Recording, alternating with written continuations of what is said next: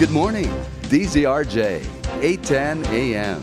The Voice of the Philippines proudly presents Piracy Watch with attorney Sarah Jane Sugitan, exploring the concepts of intellectual property rights and protection, teaching you how to protect what you create. And now, here's your host, Sarah Jane Sugitan. Welcome everyone on the Piracy Watch. I'm your host, attorney Sarah Sugitan, and this morning I have here on the studio Mr. Larry Brewer. Good morning, Larry. Hi, Sarah. How are you doing? I'm good. How about you? Yeah, I'm great. Well, I'm very happy that Manny Pacquiao won.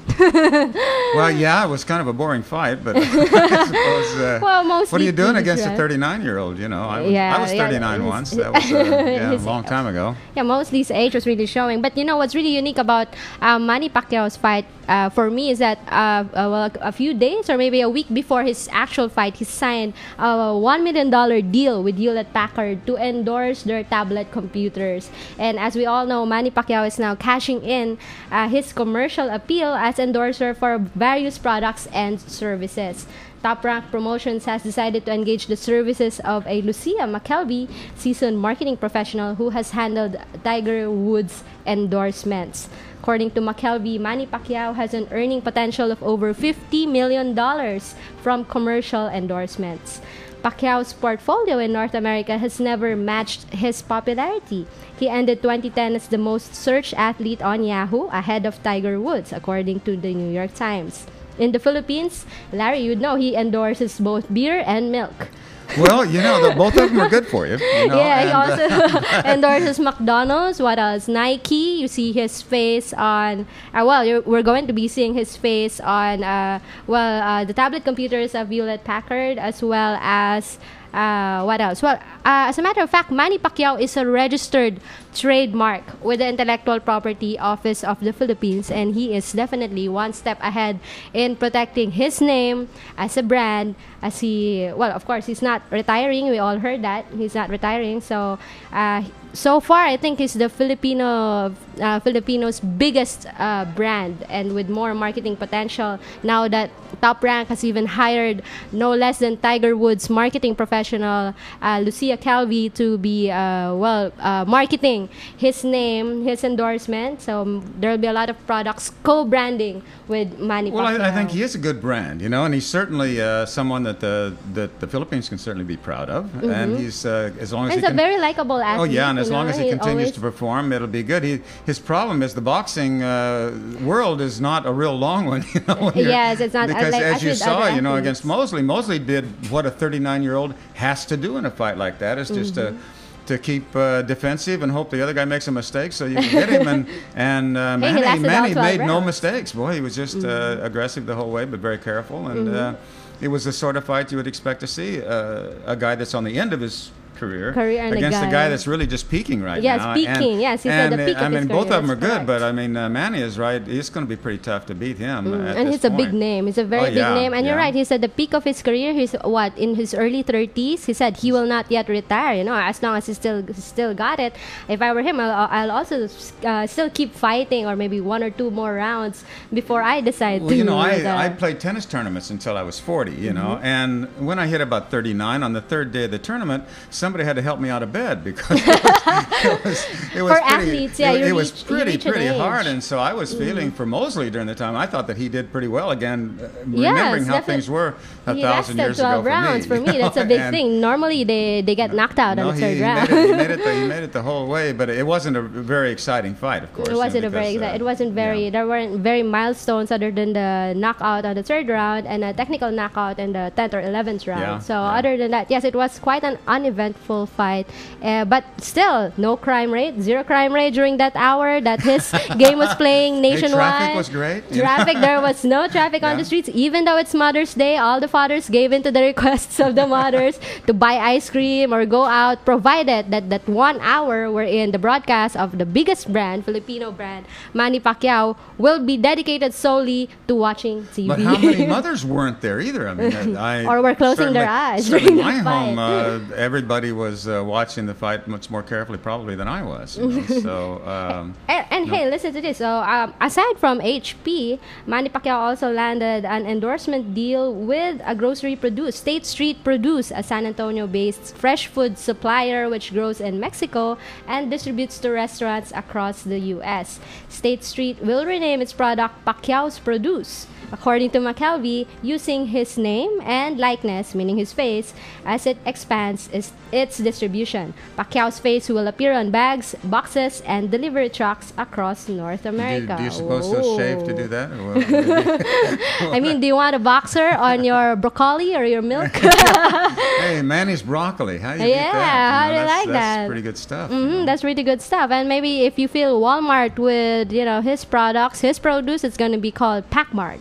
Packmart. Yeah, Pretty Packmart. good, yeah. Yeah, so here's another news for you, Larry. Apparently, Apple has overtaken Google as the world's most famous and valuable brand. The success of iPhone, iPad, and MacBook products has definitely helped Apple push ahead of Google to become the world's most valuable brand, according to a new study by global brands agency Millward Brown, worth over $153 billion. That's Well, just the that's, name, That's really remarkable if you That's just if you the name, think about it. Apple. They were on the ropes in 1996. Apple, they you're were ready kidding to me. go under. No, they were Apple? down. They were ready to fall We're apart. talking about Oh, Macintosh, the company. The company. Well, that- yeah, I mean the company Apple itself, and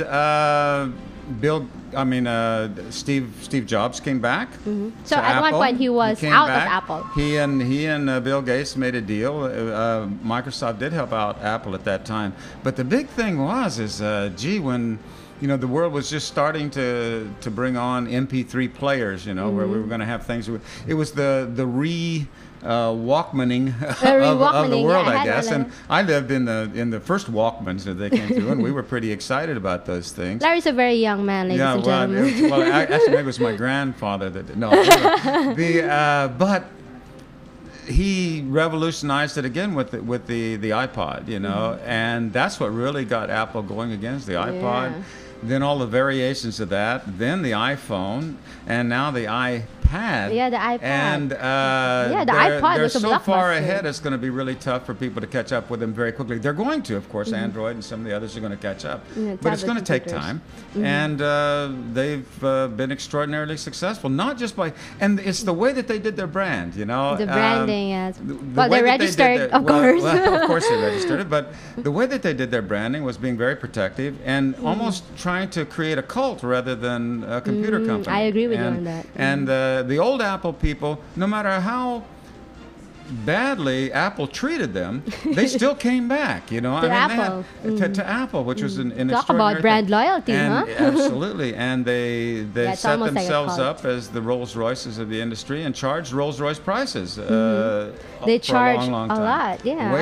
Way too much for somebody, a small businessman, if he was going to have a company, couldn't afford to have the office full of apples. Full They of had to apples, have something yeah. else. You just couldn't do it. But who am I to say it was wrong? But they did.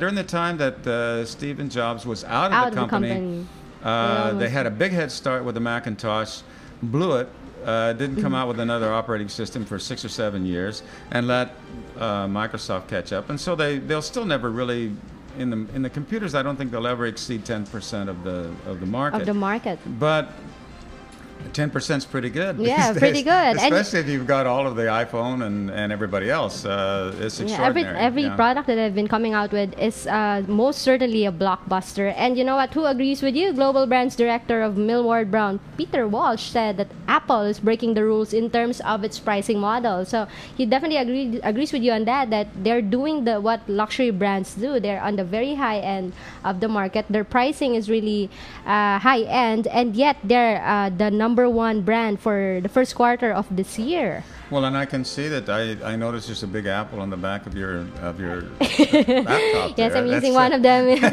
I'm not yet a cult And, member, but yeah, I'm using one. And they do make sexy products. They really do. yeah, that's What's cooler than the iPhone or the iTouch or the iPad? And they're all Here's- blockbusters. And really, they're selling. when they hit the shelves. People line up to get an iPad or an iPad 2 in this instance. They've already released it. That makes an interesting point. If we look at other companies. Let's Computer let's look at the companies. Philippine case. You know, where we do have a Philippine Brand. computer company here, a brand called Red Fox. Is it Red Fox? Is it? I think Red that- Fox, yes, Red it's a Fox that Filipino are doing a brand. terrific job on hardware size. But how are they branding? How are they doing to in the local market to say?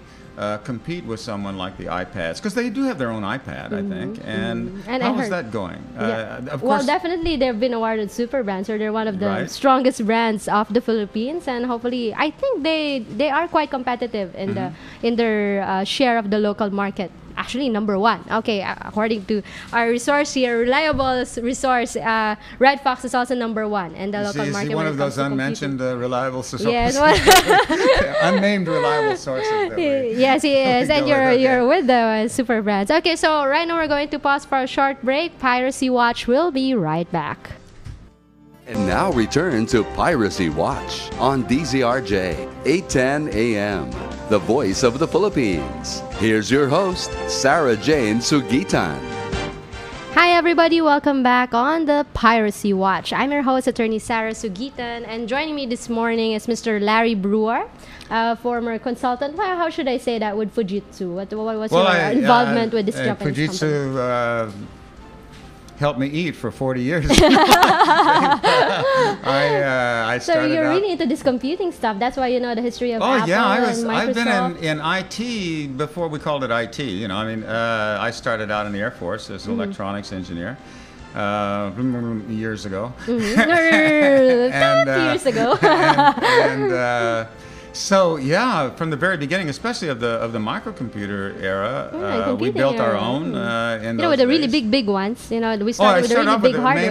mainframes. I worked with, and it was initially for 360s. military intelligence. Well, Computers were invented for in military. trying to make something good out of the Vietnam War, which didn't work out so well. But So they had a lot no, of yeah, junk during left those over times. from that war. Yeah, Oh, and no, then this is during the. I mean, we were using junk during the war mostly, but during the war, and then after the war. And then after the war, I got out. I was in 10 years. I With got out Fujitsu. and did my grad work at Sophia University in Japan.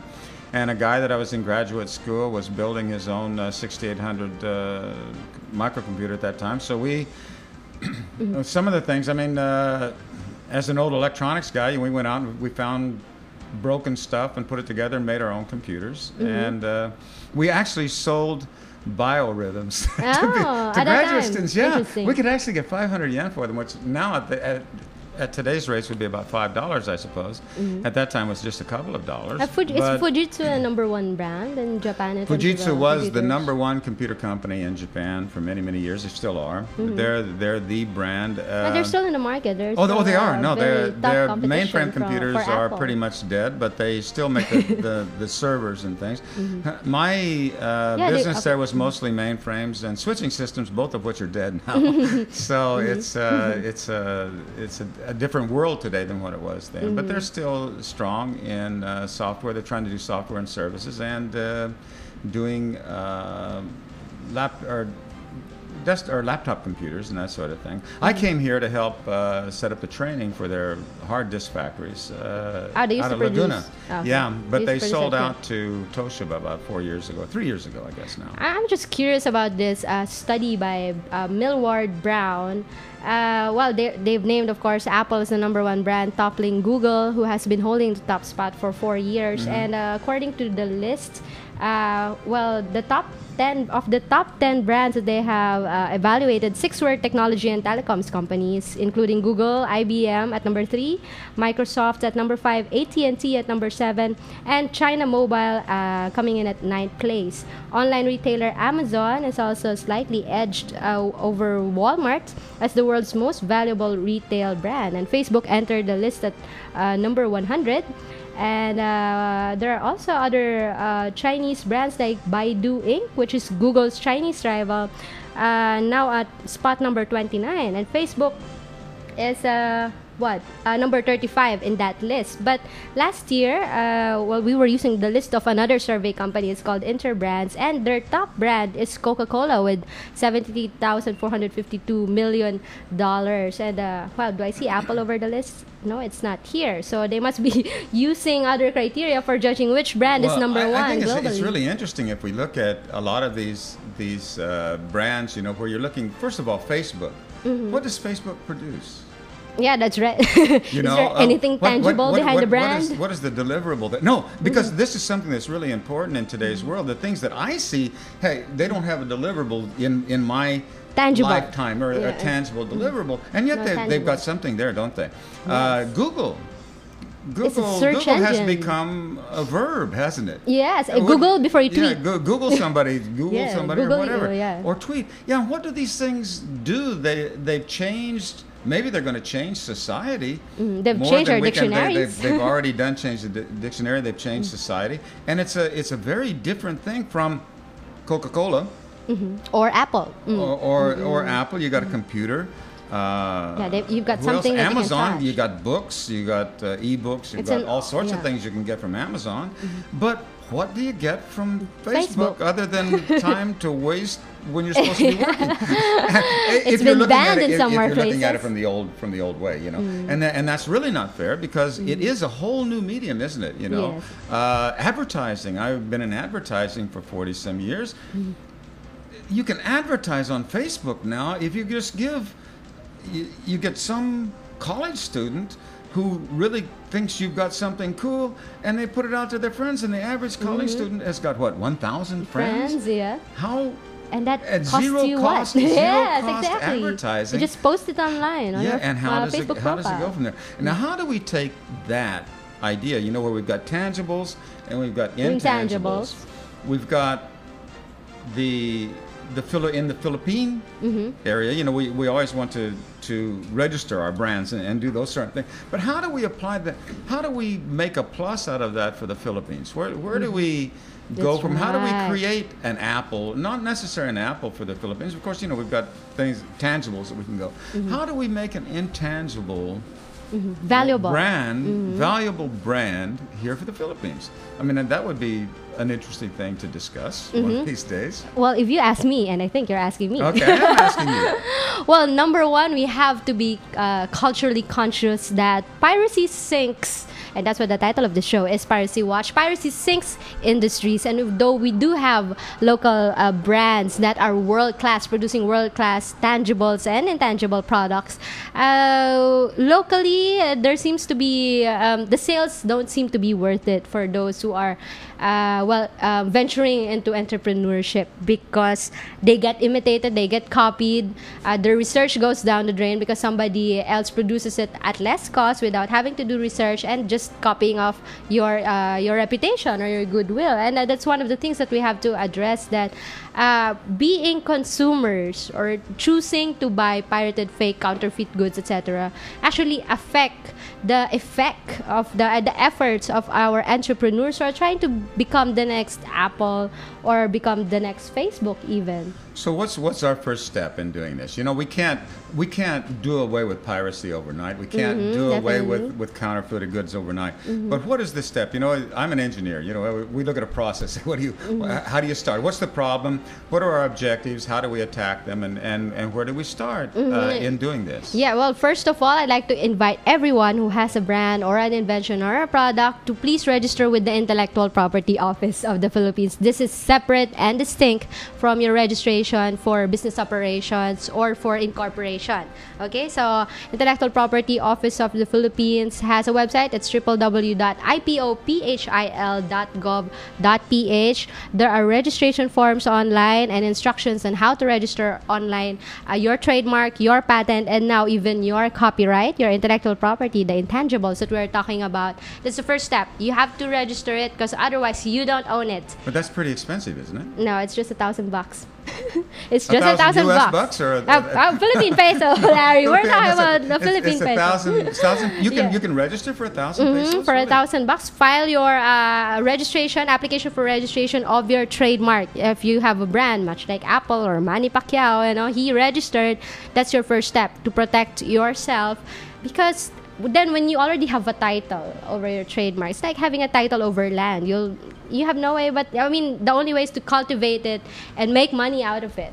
Okay, and so by doing this, if somebody does infringe on, it's just easy to get a TRO or something fairly cheaply to be able to protect it. It isn't a really expensive thing to protect yourself. It's not an expensive thing to protect yourself, but you have to be aware that this registration has to be with the Intellectual Property Office of the Philippines and not with any other agency. We are the only government agency that is in charge of this trademark registration. Great. So this is the IP office, right? And you know, I'm a foreigner, and we come to the Philippines and we hear about, hey, you can go down here and get this cheap stuff over here, and the cheap stuff there, or whatever. How your intellectual properties office then is you want to get people to register first. Yes, definitely. And so that's your first one. step to move it. Then what's your next step in, say, relieving some of this reputation as being, well, pirated goods or whatever? Does this help you? Okay, in case you're already being pirated, then well, you can only move on, file a case, or get an injunction only if you have previously registered with the Intellectual Property Office of the Philippines. Otherwise, the court will throw your case out the window because you have no standing to sue. Okay, so meanwhile, we're going to pause for VOA News. We now return to Piracy Watch on DZRJ 810 AM, the voice of the Philippines. Here's your host, Sarah Jane Sugitan. Welcome back, everybody, on the Piracy Watch. I am attorney Sarah Sugitan, and joining me this morning is Mr. Larry Breward, former consultant with Fujitsu and now with Super Brands Marketing International. Well, we've heard the news from Jojo and Felix earlier. Looks like we will have elections for the autonomous region of Muslim Mindanao this coming August. And well, before the break, we were talking about Facebook and intangibles and registration. If you have an intangible brand that you need to protect from imitation or copying, first step is you have to register with the Intellectual Property Office of the Philippines. Call up the office at 238-6300 local 514. Again, that's 238-6300 local 514. You're still on DZRJ 810 AM, the voice of the Philippines. By the way, speaking of Facebook, we are on Facebook. It's facebook.com/DZRJ 810 AM, and we are available via live stream, www.ustream.tv. Look for the channel DZRJ-810-AM. So back on Facebook, Larry, you know, there's a lawsuit filed by Facebook against a website called teachbook.com. Teachbook, alleging that teachbook.com violated Facebook's trademark rights. Unfortunately, this case has been thrown out the window for a rather unusual reason. The California federal judge overseeing the case has ruled that Teachbook cannot be sued in California because it doesn't accept California users and therefore doesn't even have minimal contact with the state. But for you, do you think maybe this is infringing on the part of Teachbook? That's interesting. I don't even know what Teachbook is. Is it the same sort of thing as Facebook? Or it is according to the report, an online community for teachers created in August, which assembled the names Teach and Book for teachers and books. So it's an Illinois-based website, and I don't know exactly how would they feel that they were infringing on the copyright or the intellectual property of Facebook? Well, I mean, the word book is a generic term. I mean, we use it for everything. And Facebook has been trying to, according to a Facebook spokesman, the company is likely to file the case. And Teachbook did not immediately respond. Last year, Teachbook did tell a reporter from Wire.com that Facebook was trying to own the term book, calling its fight a David and Goliath situation. How do you trademark the word book? Well, that would be my question as well. You know, because I mean, I helped Fujitsu, or my company for Fujitsu developed an authoring system called Schoolbook, you know, many years ago. And there were a lot of anything that had anything to do with education or online education or distance learning or whatever. We used the word book a lot because that was something familiar to people, even though they were doing something that wasn't a book. You know, it wasn't a book. Yeah, they'll still use the word book. You wanted to kind of move that metaphor of the book onto an electronic medium. Same manual, yes. Medium, you know. And so it seems to me a bit bizarre that Facebook would try to chase them down for the word book. And not only that, this isn't the only trademark dispute that Facebook has been involved in. That it's also sued sites like Lamebook and facebookofsex.com. Facebook reached a settlement that allowed Lamebook, a parody site, to remain up, but the litigation against facebookofsex.com is currently ongoing. It's ongoing. So let's see if Facebook will succeed in any of this, since book is by its term generic and anyone can use it as a trademark. Although if you use Facebook together, it's a joint term, then that's a registrable I think that would trademark. be something Facebook, but it's teach book. And your target is teachers. That seems a bit far, maybe a bridge too far. But you're the lawyer. You would know better. Well, the judge ruled against. How would that work in the Philippines? Do you think it would fly here? Or? Yeah, well, the rule here is the dominancy test. So if you take a dominant part of the trademark and then incorporate it into your mark, then usually there will be a finding for infringement. But in this case, we have two generic terms that are joined. So it's face and then book, and then teach and then book. So if we allow them a monopoly over the word book, no one else can use book for any trademark or any product. Yeah, and that would be pretty difficult. Yes, and that would be virtually giving a company a monopoly over a word for the rest of its life, and no one else can use that term, which is, of course, it will create an absurd situation. Right, it seems absurd. Yeah, and actually, this is an interesting point in the field of music. Back in the 50s, there was a song, I've forgotten the name of it, but it just progressed by a scale. The one note went up, and then one note up, one up. It was just progressing in the scale. And a few years later, somebody wrote another song that progressed in the same scale, and they tried to get them for a copyright infringement on the song.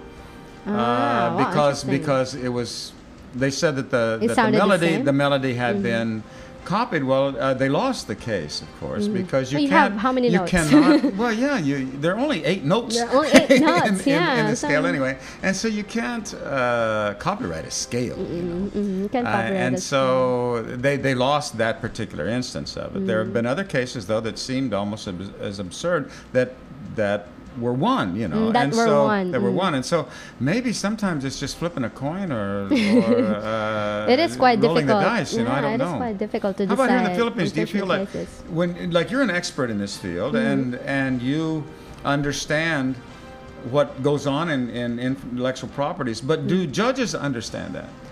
Well, we have quite a few judges. I'm not going to say all, since even among us lawyers, very few know or specialize in intellectual property. And I think that's one aspect that we have to improve on in terms of enforcing intellectual property rights. We have to be consistent when it comes to rulings, because these are the cases. The rulings set precedent, meaning if one case has already been decided in the past, and then another case that is similar to that previous case comes up in the future, then if I were the judge, I'd base my decision on the previous ruling. So, but then we have a lot of either interesting cases, I should say, like this one. If this came to the courts here, well, I don't want to preempt anything, but then again, there are no pending cases about Facebook suing any similarly named suffixed book trademark. So as far as I'm concerned, there is still room for improvement, for consistency. How is the track record here? If you were to say, okay, we got 10 cases, how many of them do you feel like came out the right way? Okay. Well, I'm not sure if this info will relate to that. Yeah. When it comes to trademark infringement, usually the court looks for the trademark registration. So when they look for the trademark registration, they have to refer to what the Intellectual Property Office has previously decided on. And of course, that goes up to the Court of Appeals, not the regional trial courts, but the Court of Appeals, and then from then on to the Supreme Court. And I'll say that our reversal track record, meaning the number of times that the Supreme Court or the Court of Appeals has reversed the the decisions of the Intellectual Property Office of the Philippines is very, very nil. So the advice is register your product. Yes, register, and they will decide on it, right. and more or less what we decide is sustained all the way up in the Supreme Court. And speaking of cases, LimeWire founder Mark Garton, yes, he has been caught, is set to testify on May 9. Hey, today's May 9, right? Today's 10th. Today's the 10th. Also, okay, so he was testifying yesterday in a trial to determine how much he will have to pay the music recording industry for infringing rights. We're all familiar with LimeWire. It's downloading free. How do you call it? File sharing site. File sharing, I guess. File sharing. Okay, so this suit was brought against LimeWire founder Mark Garton by music labels owned by Warner, Sony, Vivendi, and Citigroup, all seeking hundreds of millions of dollars from Garton after U.S. District Judge Kimba Wood ruled last May that LimeWire induced the infringement of thousands of songs. The court ordered LimeWire to shut its music service last year. Wonder how much they can get from Garton. This is always a question, when you've got hundreds of millions of dollars that somebody has to pay, but he's never charged any money to put up that site. So where's the money going to come from, I guess? Exactly. No, wow, what a big problem for Mr. Garton, really. I mean, look at this. The company. They could shut him down, just at least the website. The other folks, when they first started off, the file sharing. And there's this one other thing about costing, how much damages music recording companies should get after they close down a file sharing site. How do you gauge your losses? I mean, if that was shared for free, no money was exchanged, right? However, if you were going to download that music for the current market price, meaning but what if I download it in 2010? Will the price still be the same? And then you count it by the number of downloads? Or that's a really, really tough one, I think, and it goes back to, say software here, where people are buying cheap software and things. It would come out to the deal, okay, the person bought this pirated software rather than buying the original. But say that person would never have been able to even think about buying the original. Yeah. So nothing was really lost because they wouldn't have been sold anyway. If there was no pirated good available, they'll not buy the original.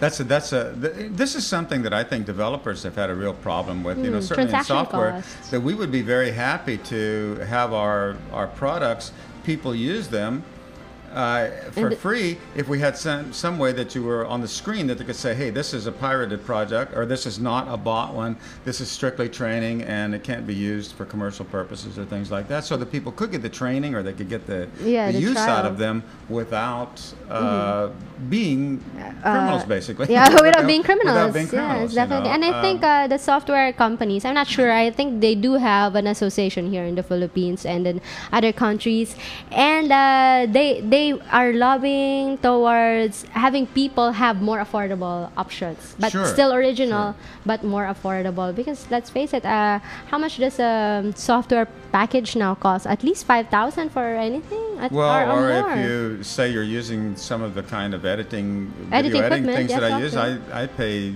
$800 or $900 a pop, for them. For a CD, for an installer. Yeah, for an installer. And it would be very difficult to get someone who doesn't make that much money in 6 months to pay that much money if they can go down and buy it for 60 pesos. So it's a pretty difficult thing, Yes, and of course, the people deserve to be paid for what they're getting. But definitely. How do we handle that? Nobody's come up with a really good idea yet. We would just assume people don't become criminals, but we would also like them to have the opportunity to train and to learn how to use these things, because those are the things that we need to develop the country as well. I'm sure there is a compromise. Where is the answer? And I hope that people are working on it. And you say there is an association that's yes, I think the Business Software Alliance is into that. Of course, their policy, which I am relieved to hear, is more on, as well as the Optical Media Board, their policy is to convert business establishments into using original software. And in the process, when they conduct a raid, they can negotiate in the sense that, of course, we'll have to take down those hardware that are using pirated software, but we can install for a fee original software on some of that business establishments' computers. And although confiscation and seizure are necessary because these are, well, in essence, contraband goods, I also wonder if it's business friendly.